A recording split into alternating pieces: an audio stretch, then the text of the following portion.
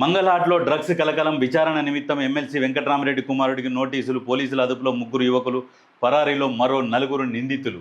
అయితే ఇక్కడ ఏంది, నా కుమారుడు అరెస్ట్ కాలేదు అని చెప్పేసి ఎమ్మెల్సీ వెంకట్రామరెడ్డి అంటున్నాడు. అక్కడైతే కుమారుడికి ఆల్రెడీ నోటీసులు ఇచ్చిర్రు, దొరికినందుకు నోటీసులు ఇచ్చిర్రు. మరి ఆవు చేన్ల మేస్తే దూడే గట్టు మీద మేస్తుందా? మేది కదా. అయితే మీ నాయకుడి ప్రవర్తన ఎట్లా ఉంటే మీ ప్రవర్తన కూడా అట్లనే ఉంటుంది.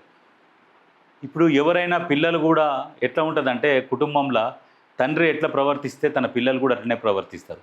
రాజకీయాలకు వస్తే వాళ్ళ నాయకుడు ఎట్లా ప్రవర్తిస్తే మిగతా కింది స్థాయిలో ఉన్న నాయకులు కూడా అదే రకంగా ప్రవర్తిస్తారు, ఆయననే ఆదర్శంగా తీసుకుంటారు.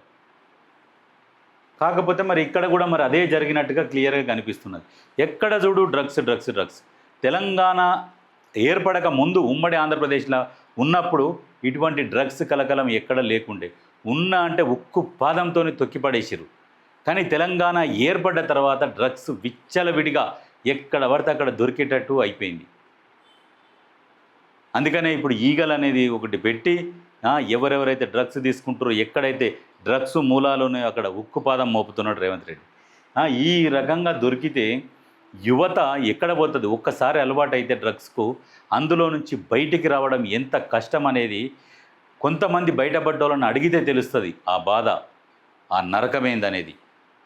అందుకనే ఈ డ్రగ్స్కు బానిస కాకండి అని చెప్పేసి ప్రతి ఒక్కరితో ప్రచారం చేయిస్తుంటే ఈ రకంగా హేమాహేమీల కొడుకులే డ్రగ్స్లో దొరుకుతుంటే సాధారణ యువత ఏమనుకుంటారంటే, అరే ఫలానా వెంకట్రామరెడ్డి ఎమ్మెల్సీ కొడుకే డ్రగ్స్ తీసుకోగలేంది, మనం తీసుకుంటే తప్పేంద్రాబాయ్, అందులో ఏముంటుందో చూద్దాం అనే ఆలోచనతో వస్తారు. కనీసం కొంచెమన్నా తెలివి ఉండాలి ఇటువంటి పనులు చేస్తేందుకు.